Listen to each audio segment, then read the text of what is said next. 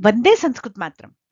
प्रारंभिक रचनानुवाद कौमुदी की आज की इस कक्षा में हम पढ़ने जा रहे हैं अभ्यास 27 का प्रथम भाग, नियमों वाला भाग, अर्थात लेसन 54। इस पाठ के जो मुख्य पाठ्य बिंदु हैं वो वाक्य रचना की दृष्टि से अत्यंत महत्वपूर्ण है। नामन अर्थात नकारांत शब्द रूप जो बहुत ही अलग तरह से चलते हैं, जिन्हें जानना परम आवश्यक है। साथ ही शानच प्रत्यय जो केवल आत्मनेपदी धातुओं में लगता है, निरंतरता के अर्थ में तो प्रयुक्त होता ही है, ये विशेषण के रूप में प्रयुक्त होता है। तो ये सब जानने के लिए आप इस वीडियो पर अंत तक बने रहें। हम इस वीडियो में पढ़ने वाले हैं श्रु, आप, शक जैसी महत्वपूर्ण धातुएं जिनके रूप पट से अलग चलते हैं, साथ ही एक महत्वपूर्ण संधि चरत्व संधि। तो अब हम आ गए हैं प्रारंभिक रचनानुवाद कौमुदी के अभ्यास 27 के प्रथम पृष्ठ पर, अर्थात नियमों वाले भाग पर। यहाँ पर शब्दकोश में 20 और नए शब्द जुड़ जाने से हमारे शब्दकोश में कुल शब्दों की संख्या हो गई है 540। अभी हम इस पाठ में नियम 68 और 69 पढ़ने वाले हैं। व्याकरण के अंतर्गत देखिए, क खंड में नामन, प्रेमन और व्योमन, इन तीन नकारांत शब्दों का हमसे परिचय कराया जा रहा है। इनके रूप एकदम अलग तरह से चलते हैं, नाम नामनी नामानी, नाम नामनी नामानी, इसलिए इनको अलग से याद करना आवश्यक है, क्योंकि नाम शब्द और प्रेम शब्द, इन दोनों शब्दों का बहुत अनुवाद करते समय काम पड़ता है।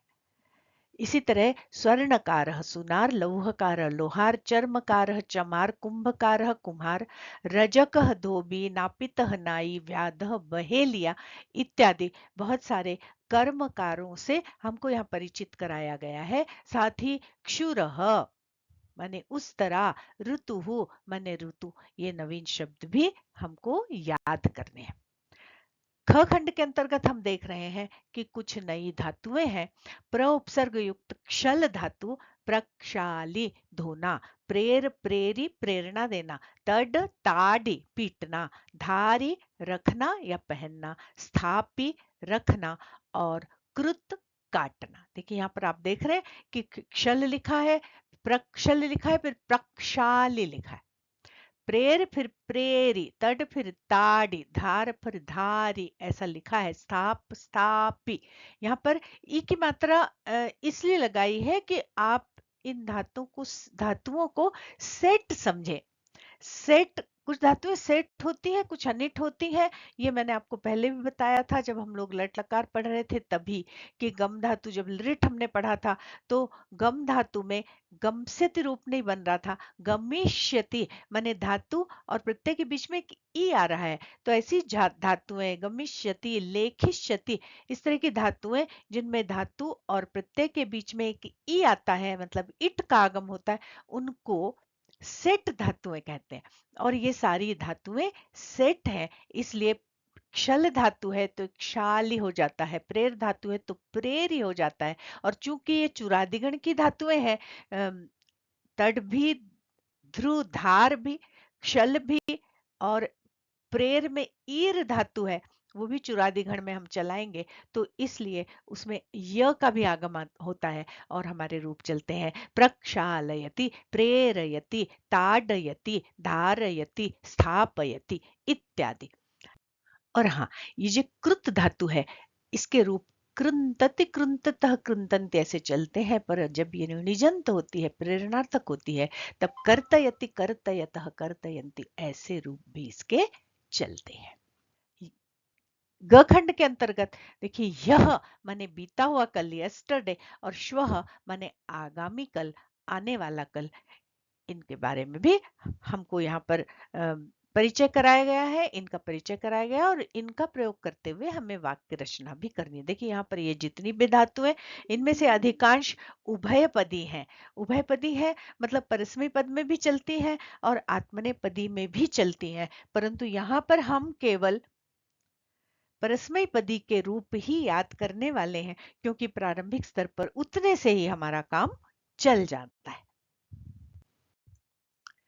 अब देखिए, सूचना दे रहे हैं, नामन और व्योमन, मतलब नामन से लेकर व्योमन तक के रूप नामन के तुल्य चलाइए, और प्रक्षल से लेकर स्थापि तक के रूप चुर के तुल्य चलाइए। निर्देश आपको दे रहे हैं कि नामन शब्द के रूप स्मरण करो। और यहाँ व्याकरण में जो मैंने आपको पहले बताया, यहाँ लिखा हुआ है कि नामन इस पाठ का मुख्य पाठ्य बिंदु शानच प्रत्यय भी है, श्रु धातु है और चर्त्व संधि भी है। तो यहाँ कह रहे हैं नामन शब्द के पूरे रूप स्मरण करो। देखो शब्द संख्या 31 और प्रेमन और व्योमन के रूप भी नामन के तुल्य चलाओ। साथ ही अभी जो नई धातुएं हमने पढ़ी, जो मैंने आपको बताया, वो यहाँ लिखा हुआ है कि ये प्रक्षल इत्यादि ये जो धातुएं हैं, मतलब प्र उपसर्ग युक्त क्षल धातु है, इनके रूप चुरादिगण में बनेंगे कि य का आगम होगा और ये भवती के तुल्य ही चलेंगे। ये कह रहे हैं इनको भवती के तुल्य चलाओ। प्रक्षालयति, प्रेरयति, ताडयति, धारयति, स्थापयति और कृन्तति। यह और श्वः के अंतर के लिए एक वो टेक्निक बता रहे हैं कि आप स्मरण करो कि यह जो है वो बीता हुआ है और श्वः जो है वो आने वाला है। तो ह्यो गते नागते निश्वः, इसको याद कर लेंगे तो हमें याद रहेगा कि ह्यो गते, जो गते माने जो बीत गया है उसके लिए ह्यो माने यह, और अनागते हनि, अहनि का मतलब होता है दिन, अनागत अहनि माने जो अभी आया नहीं है दिन, ऐसे दिन के लिए प्रयुक्त करते हैं श्वः, मतलब बीते हुए दिन के लिए यह और आगामी माने आने वाले दिन के लिए श्वः का प्रयोग होता है। तो चलिए अब हम नामन शब्द के रूप स्मरण करते हैं।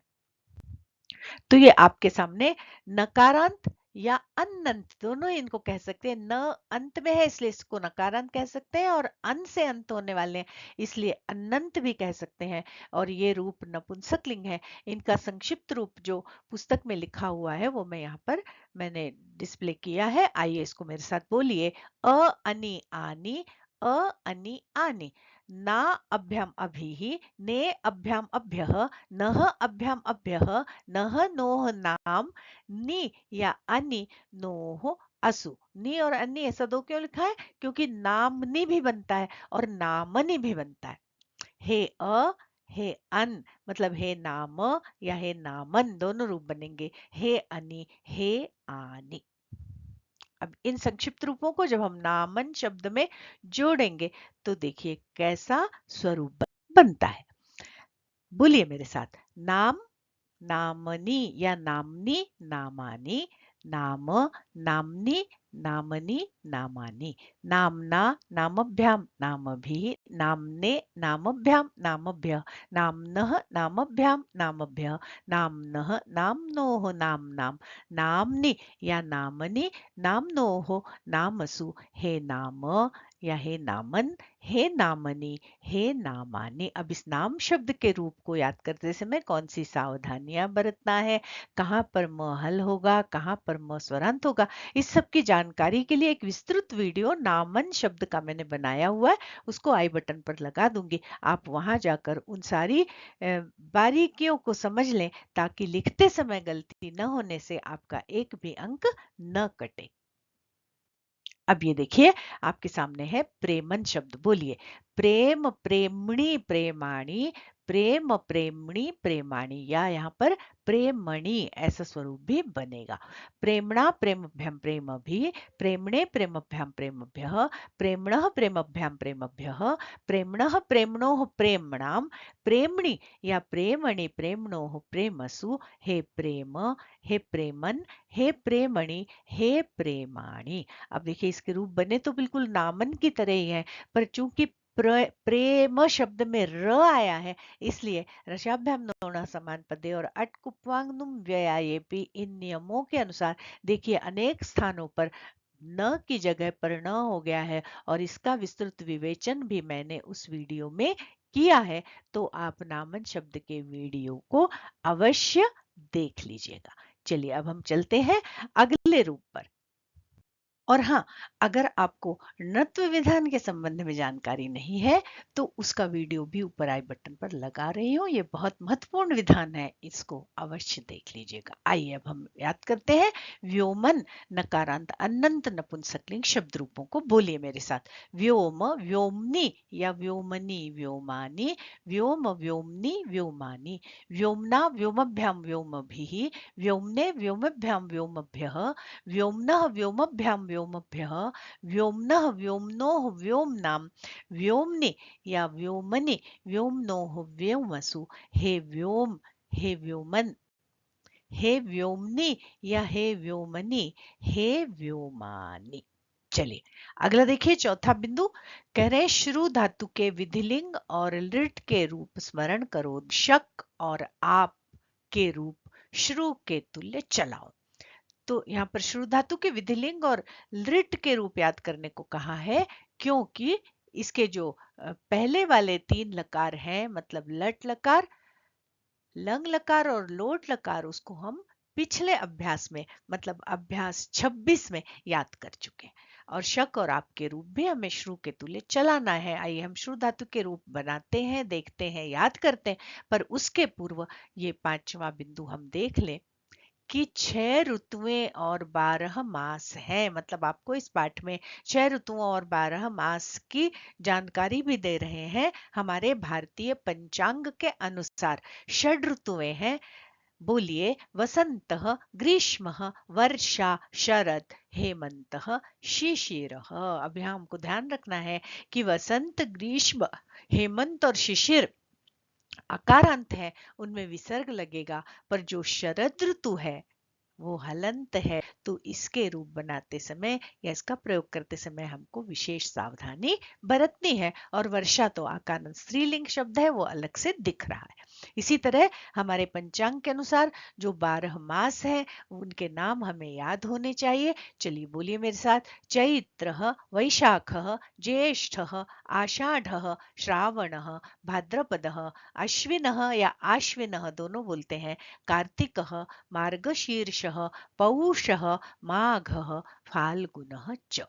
तो ये 12 मासों के जो नाम है उनको भी आप लोग याद कर लीजिए, अपने बच्चों को भी याद करवाइए, अपने मित्रों को भी याद करवाइए। चलिए अब हम चलते हैं श्रु धातु पर। तो ये श्रु धातु विधिलिंग लकार ये हमारे सामने है। बोलिए मेरे साथ। शृणुयात, शृणुयातम, शृणुयुः, शृणुयाः, शृणुयातम, शृणुयात, शृणुयाम, शृणुयावो, शृणुयाम।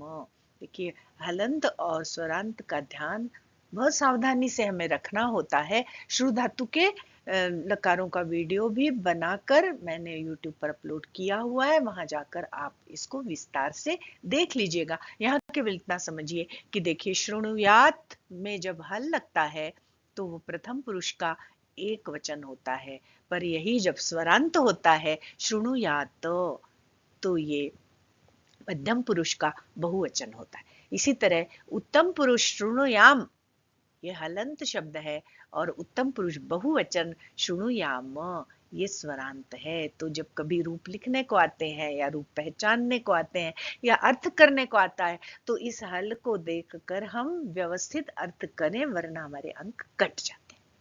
आगे देखिए श्रु धातु लृट लकार भविष्य काल। यहाँ पर देखिए श्रोष्यति रूप बन रहा है। इसके पूर्व में हमने जो 4 लकार पढ़े वहां श्रु धातु को श्री आदेश हो गया था, मतलब तालव्य श में री की मात्रा, जिसको हमने ऐसा भी लिखा था। पर लृट लकार में धातु को आदेश नहीं होता। इसी तरह जो अवशिष्ट 5 लकार हैं जो भी प्रारंभिक स्तर पर हम नहीं पढ़ रहे हैं उनमें भी धातु को आदेश नहीं होता। धातु को जो भी आदेश हुआ है किसी भी धातु को, वो केवल पहले वाले 4 लकारों में ही होता है। तो ये श्रु ऐसा ही रहा और फिर उ को गुण हुआ तो श्रो बना और हमारे रूप बना श्रोष्यति, श्रोष्यतः, श्रोष्यन्ति। बोलिए श्रोष्यति, श्रोष्यतः, श्रोष्यन्ति, श्रोष्यसि, श्रोष्यतः, श्रोष्यथ, श्रोष्यामि, श्रोष्यावः, श्रोष्यामः। आगे चलिए शक धातु विधिलिंग लकार। शक्नुयात, शक्नुयाताम, शक्नुयुः, शक्नुयाः, शक्नुयातम, शक्नुयात, शक्नुयाम, शक्नुयाव, शक्नुयाम। इसी का लृट लकार। शक्ष्यति, शक्षतः, शक्षन्ति, शक्षसि, शक्षथः, शक्षथ, शक्षामि, शक्षावः, शक्षामः। अब देखिए आप धातु विधिलिंग लकार। आपनुयात, आपनुयाताम, आपनुयुः, आपनुयाः, आपनुयातम, आपनुयात, आपनुयाम, आपनुयाव, आपनुयाम। अब आप धातु लृट लकार। बोलिए आप्स्यति, आप्स्यतः, आप्स्यन्ति, आप्स्यसि, आप्स्यथः, आप्स्यथ, आप्स्यामि, आप्स्यावः, आप्स्यामः। चलिए अब हम पढ़ते हैं नियम 68, 68 खरी च। यहाँ कह रहे हैं वर्ग के पहले, दूसरे, तीसरे और चौथे वर्ण को एक माने उसी वर्ग का पहला अक्षर हो जाता है। कब? बाद में वर्ग का पहला दूसरा वर्ण आए या श श स आए तब। अभी पिछले अभ्यास में हमने जश्न संधि पढ़ी थी, वहां भी ऐसा ही कुछ नियम था कि पहले, दूसरे, तीसरे, चौथे को तीसरा हो जाता है। कब? जब वर्ग का तीसरा और चौथा वर्ण आए तब। तो जब तीसरा चौथा वर्ण आता है तो तीसरा वर्ण हो जाता है, और जब पहला दूसरा वर्ण आता है तो पहला वर्ण हो जाता है। ये खरी च सूत्र से होता है, क्योंकि पहला दूसरा वर्ण और श श स को खर प्रत्याहार कहते हैं। इसके ऊपर विस्तृत वीडियो बना हुआ है, बटन पर लगा रही हूँ। बहुत महत्वपूर्ण संधि है, उसको विस्तार से देखकर इस अवधारणा को अवश्य समझ लें। अब देखिए उदाहरणों से यहाँ शॉर्ट में इस बात को समझिए कि देखिए सद धन कारः। सत शब्द था, जलाम जशोंते से सत के स्थान पर सद हुआ, मतलब पहले वर्ग के वर्ण के स्थान पर तीसरा वर्ण हुआ। पर अब ये तीसरे वर्ण के बाद जब वर्ग के पहले दूसरे में से क आया, मतलब पहला वर्ण आया, तो ये द फिर से त में बदल गया और हमारा शब्द बना सत्कारः। इसी तरह तत्परः, द त में बदल गया क्योंकि प पहला वर्ण है, तो शब्द बना तत्परः। उदसाह, उत्साह, सदपुत्रः और सत्पुत्रः।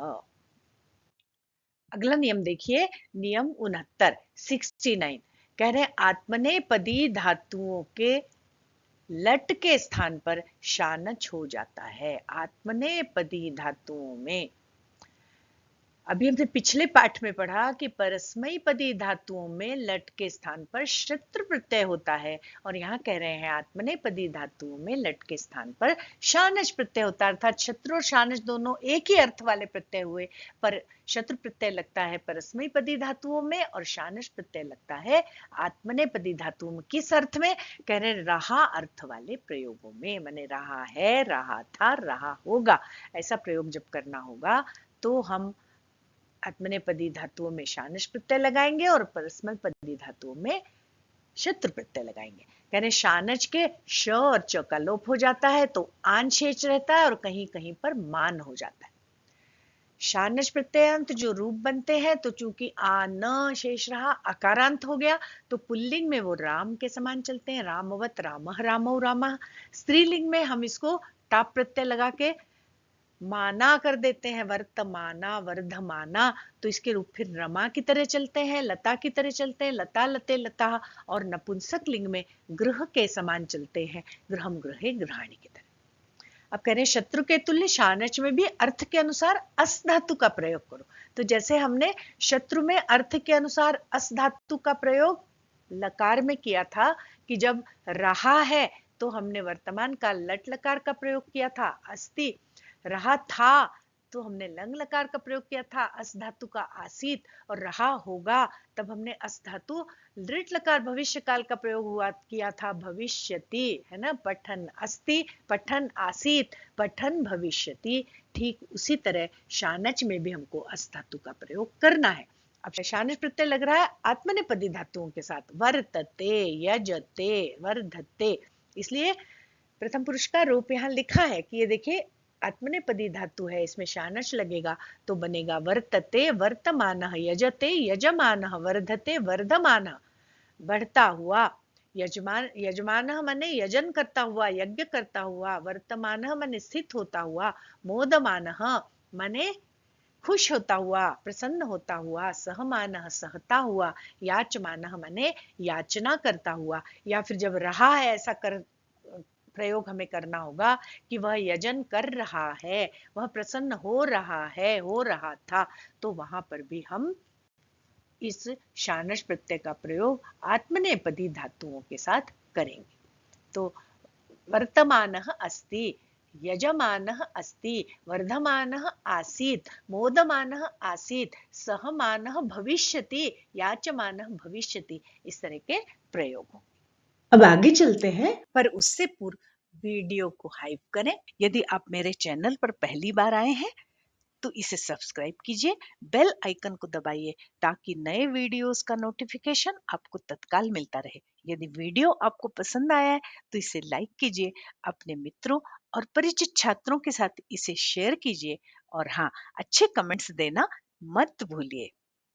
जब हम आ गए हैं अभ्यास 27 के दूसरे वाले पृष्ठ पर, अर्थात क्रियात्मक वाले भाग पर, जहाँ कुछ उदाहरण के वाक्य दिए हैं। पहले हम उदाहरण के वाक्यों को देखेंगे, वाक्य रचना को समझेंगे और फिर आगे जो हिंदी में आपको वाक्य दिए हैं उनका इसी तरह से आपको संस्कृत में अनुवाद करना है। तो पहला वाक्य देखिए, वह मांग रहा है। तो सह है तो अस्ति, सह अस्ति, कैसा अस्ति? याचमानः अस्ति, वह मांग रहा है। सह मोदमानः आसीत्, वह प्रसन्न हो रहा था।